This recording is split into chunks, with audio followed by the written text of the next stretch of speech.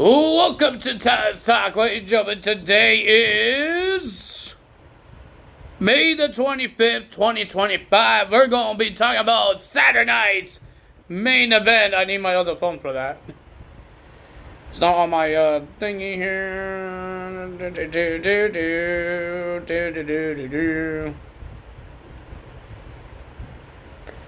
There's the list of matches. But before we get there on WWE Saturday night's main event, there was things that got confirmed to be part of the schedule and about Worlds Collide.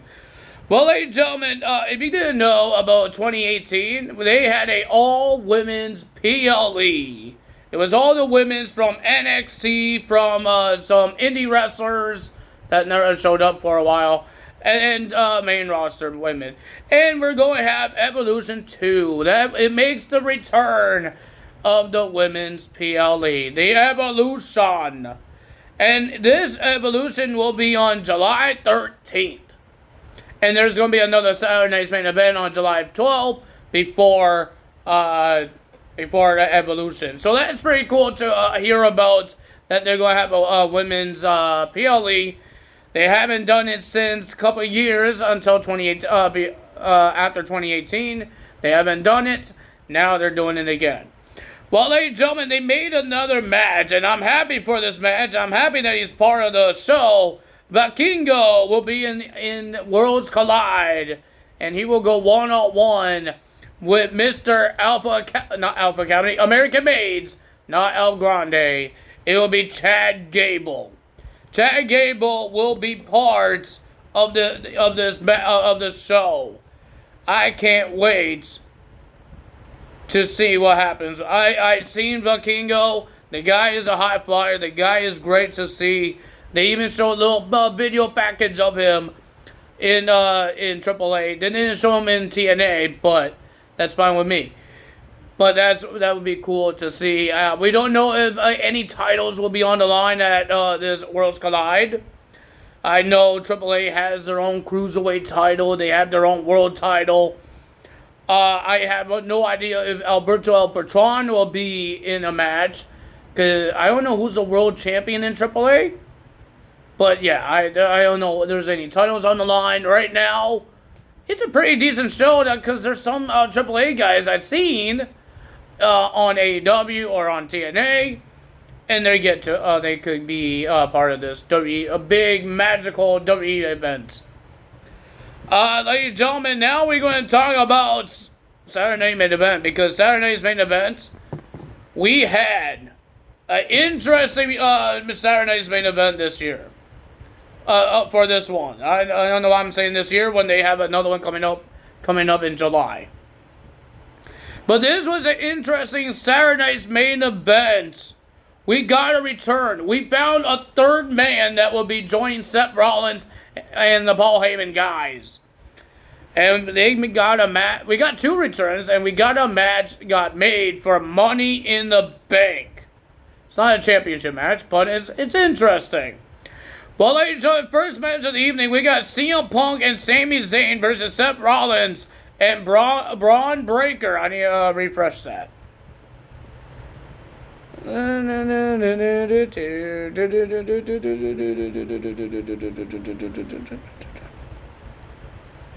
need to refresh it because it doesn't have my results. I had this thing ready last night when it was going on. So I didn't get my results.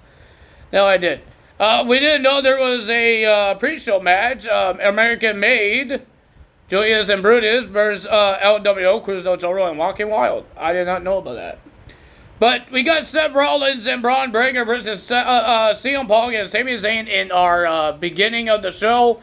I thought it was a pretty decent tag team match. Braun Breaker was doing crazy things. CM Punk was doing great things. Seth Rollins was doing great things. It looked like Sami Zayn about to win this match, but he got distracted from the return of Bronson Reed jumping through the crowd and smashing CM Punk through the barricade. And Sami Zayn got a little distracted and lost the match because of the distraction. And ladies and gentlemen, we saw Bronson Reed got in the ring. He had to stare down with Braun Breaker but Seth Rollins stopped Braun Breaker, and he hugged it out with Bronson Reed. He's the third man and will be part of Paul Heyman's guys. Oh, man, and ladies and gentlemen, people are going crazy because remember all the tsunamis that Bronson Reed did to Seth Rollins, and I believe Braun Breaker beat Bronson Reed once as well when he was the Intercontinental Champion and stuff like that. But let's say they said, screw the heat we have, let's all be a team. I'm happy that Bronson Reed is doing something in his career, and I'm happy that he did not get released, and he's doing something after he makes his return. So I'm happy for him. We got Zelina Vega defending her Women's United States Championship against Chelsea Green. Oh my God, it was an okay match. I did not understand the ending because we saw Alba Fire and Piper Niven not looking at the match, and they were saying stuff, but I guess they thought Chelsea Green will win the match. But Zelina Vega did a cold red off the turnbuckle onto Chelsea Green to retain the title, and then they look and they see that she lost. And I think Chelsea Green might have a broken nose. Something like that. I don't know. She was bleeding a lot. We got John Cena versus R-Truth. John Cena came out with his heeled entrance. And then R-Truth came out with the John Cena theme song. And he was acting like John Cena, the old John Cena, that loves the fans, doing the salute, run into the ring, and all that stuff. And John Cena attacked R-Truth before the bell even rang. And then John Cena, it was okay, but John Cena was always on top there. He was getting ready. He was the only one doing things. R-Truth did the John Cena thing, the comeback, and then the attitude adjustment to end the match. John Cena was about to hit R-Truth with the belt, but R-Truth looked at John Cena and it looked like John Cena, he hesitated, and he was about to, he gave back the belt to the referee, but when the referee wasn't looking, he did a low blow onto R-Truth. And he won the match with the AA. Cena wins. And then we got Cena and Jey Uso segment, and John Cena says, to ruin wrestling, you have to lose that World Heavyweight title to a YouTuber. That's how you ruin a wrestling, and that's what he wants. And he says, I will see you later. I will see you later. We don't know how later, but we will find out. And he says he's going to be the one that leaves WWE with the championship. And Jey Uso is going to won't leave with the World Heavyweight title. We got Damian Priest versus Drew McIntyre in a steel cage match. These guys just want to hurt each other, destroy each other. Somehow they got chairs in the ring, but they destroy each other. They were smashing each other on steel cage, smashing chairs on each other. But the end of the match, the winner of that match, was Damian Priest. After he did a chair sandwich onto Drew McIntyre, and Drew was knocked out, and Damian just walked out through the door and gets the win. I know that there's a name for the chair sandwich, but I don't know how to say the name, so I call it a chair sandwich. It's an Edge thing. Edge loves to do it. I'm surprised they're allowed using the name because Edge does the same thing on AEW. I'm surprised they said it. But yeah, and they even talk about when Damian Priest did it to Edge when they kicked out Edge of the Judgment Day. They actually named Edge. They didn't say Cope, thank God, because we all know what he was famous for. Edge, not Cope, not Adam Copeland. Edge.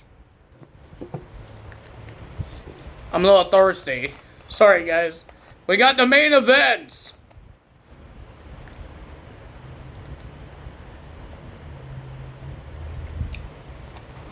For the World Heavyweight Championship,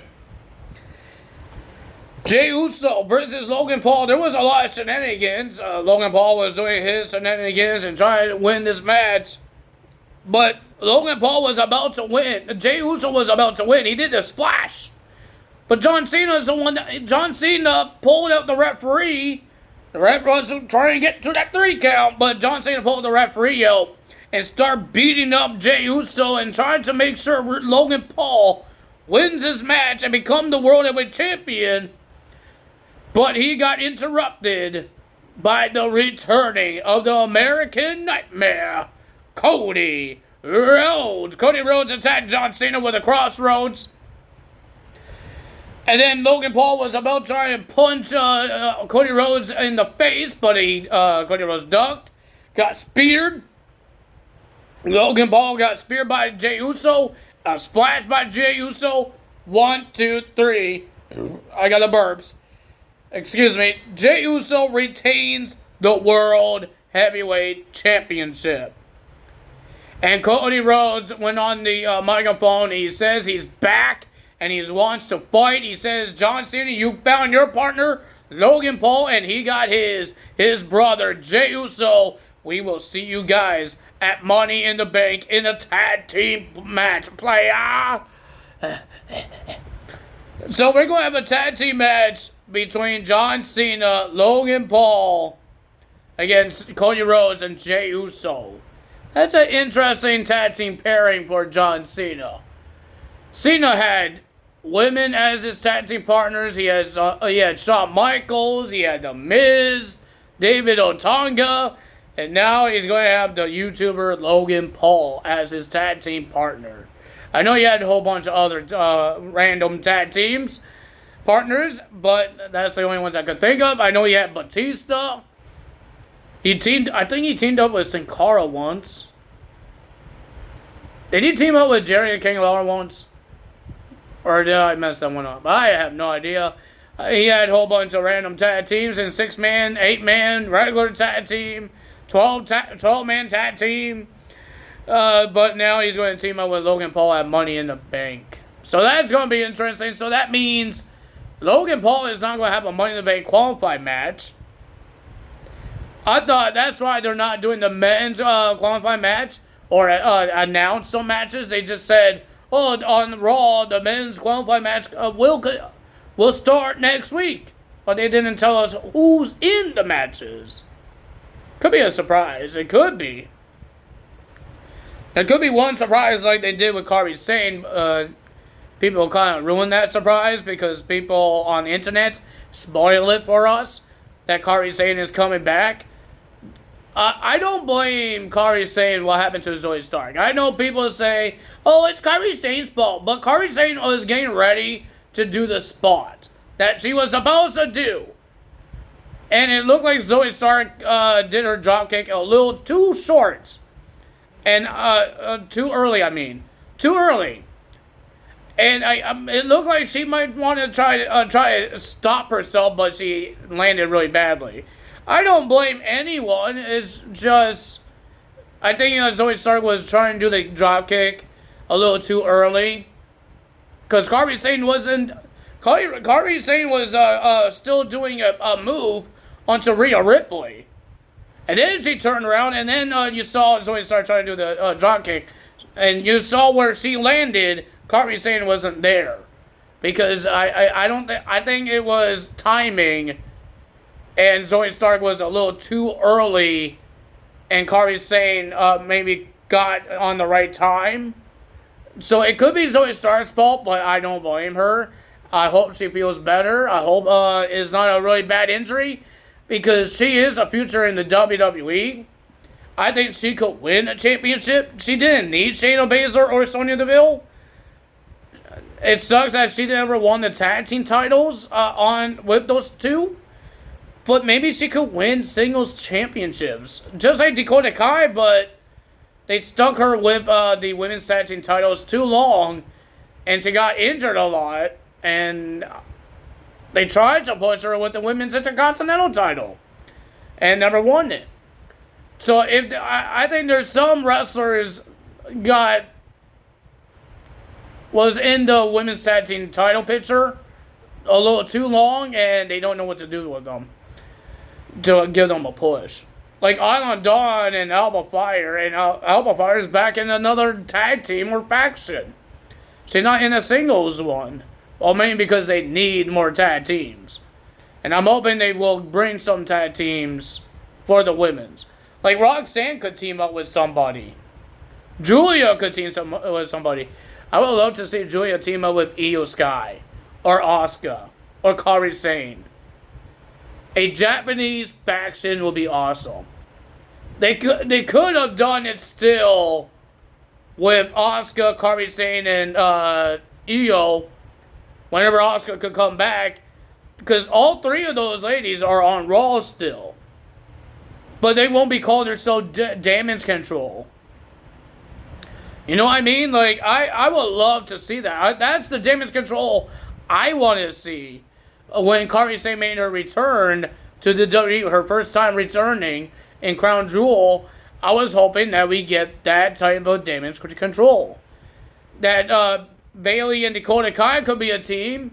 But they had to put Dakota Kai in Damage Control. It didn't really do much for Dakota Kai. Well, when they did Damage Control 2.0 without Bayley. Didn't do much for her. She didn't win anything. What has she won? I could see why she got released. She got injured, and when she came back, she lost in the shuffle because she's part of the Damage Control. You see how much successful Io Sky is. What are you going to do with Dakota Kai when she comes back? She can't win the women's tag team titles because they put the women's world title on Io Sky. They can't win the women's tag team titles. And Kairi Sane was still injured that time. And Asuka is injured. So we got a lot of people still out from injury. Because of injury, I'm hoping some of them will come back. Like, I want to see Dragunov, man. I really want to see that guy. I believe he got hurt in a live event, but I'm hoping in somewhere a couple weeks, a month, 2 months, he comes back. I really do that. I really hope he comes back. The guy is great. I would love to see this guy become the Intercontinental Champion someday. So I would love to see Dragunov versus Dominic. We got Tyler Bate coming back from injury. That was a couple weeks ago or a month ago. We got Bronson Reed came back. We got Nia Jax, Kairi Sane. I'm hoping that we get more people get healed up and come back to WWE and show us what they got, man. It's been a while we haven't seen Asuka. It's been a while no Dragunov or Kiana James. It's been a while we didn't see the Y6. Uncle Howdy was injured. He made his return. I'm hoping we get more returns. Because they deserve it. They need to be part of WWE, man. They're lucky that they didn't, the people that got injured did not get released. Because it's been a while. We haven't seen them. But everybody's asking for these guys. Where's these guys at? When are these guys going to come back from their injuries? That's what WWE wants. They're not forgetful. When they're injured or not injured, they're not forgetful. Some people, when they got injured, like Dakota Kai a little bit, the fans kind of forget that she was injured. I don't forget Dragunov because the guy is amazing. He's a hard-hitting monster, and I want to see him back, even Asuka. The women's division needs more top ladies going for that championship. And Asuka is one of the top ladies that needs to come back and go for that women's world championship. I don't care if she betrays Damage Control. If there are Damage Control still. I don't really care if that happens. I just want to see Asuka get an opportunity. Bianca Belair making a return. That's good for SmackDown, but Raw has less top women going for the women's world title. Right now, they have Becky Lynch and Rhea Ripley and Io Sky. Liv Morgan right now is on the women's tag team division.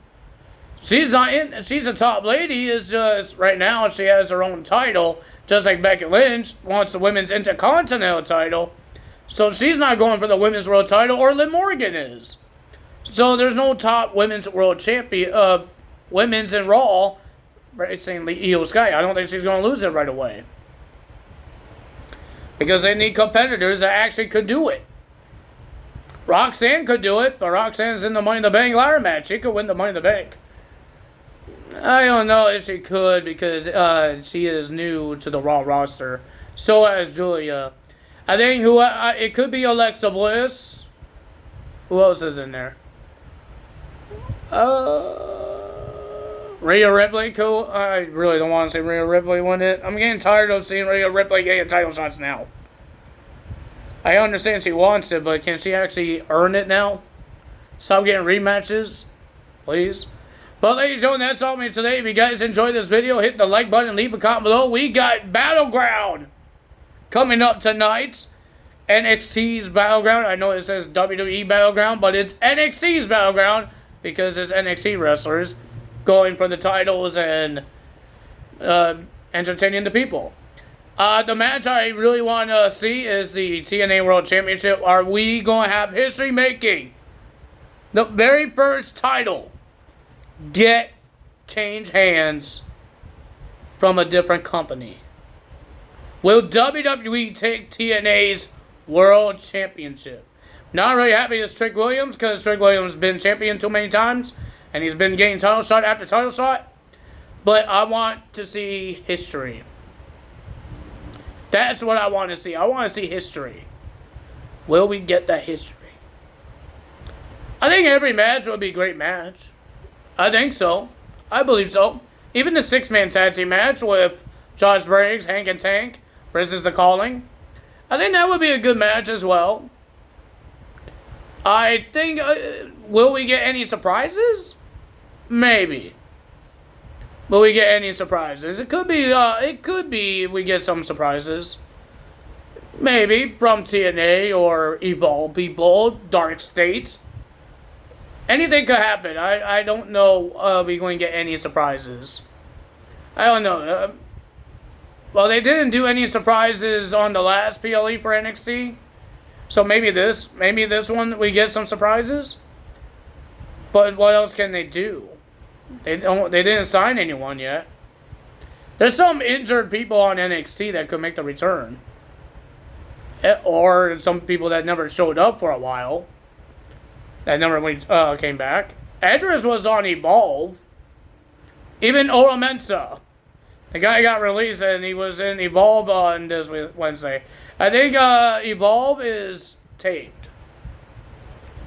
I don't think it's live. I think it's taped. Because I saw like 3 weeks ago episode. Gallus was in it. I don't think they were released 3 weeks ago. Could be. But I think they got released somewhere like on Friday, right? Friday that time? That week? Before SmackDown? Friday or Saturday. I think it was 3 weeks ago. So that Evolve episode was already on and they already made a match. It was supposed to be a tag team match with 2 Evolve guys and Gallus. And then they put it up. So I think I think it's taped.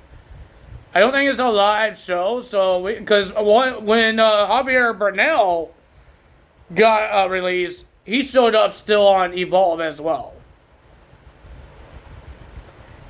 So I don't know what's happening. I think it's taped. I think the show is taped, and that's why you're seeing these guys, the release guys, in matches, and they're losing anyway. So doesn't really matter. But that's all I'm gonna say. If you guys like the video, hit the like button, leave a comment below, hit the subscribe button, hit that notification bell. I will see you guys tomorrow for NXT's Battleground, and then we got Monday Night Raw. I will have the list of Double or Nothing. I will have it and tell you who wins it, like I did for TNA's Under Siege, because I'm going to be watching NXT Battleground. If it was on Netflix, I will switch back and forth, but I will have to go on my TV. I will have to go to my streaming set, but I don't want to do that and go on my Netflix back and forth. I'm not doing that. I'm watching one show, and that's NXT Battleground, because it's more easier to watch on Netflix than my streaming set. So, I'm sorry, no AEW Double or Nothing, and I really don't want to watch 4 hours of AEW again. I'm sorry. with matches that doesn't make any sense. There is no story in some of these matches. They're just matches. So I don't think I'm going to be entertained very well. I'm just going to see matches. Some of these matches got hyped up for 1 week only. The tag titles have been 1 week.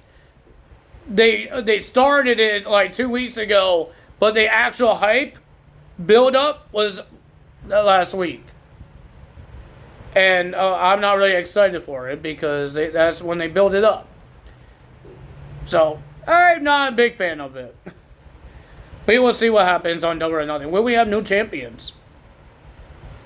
Maybe. That's all me today. Tell us out. See you guys tomorrow. Bye.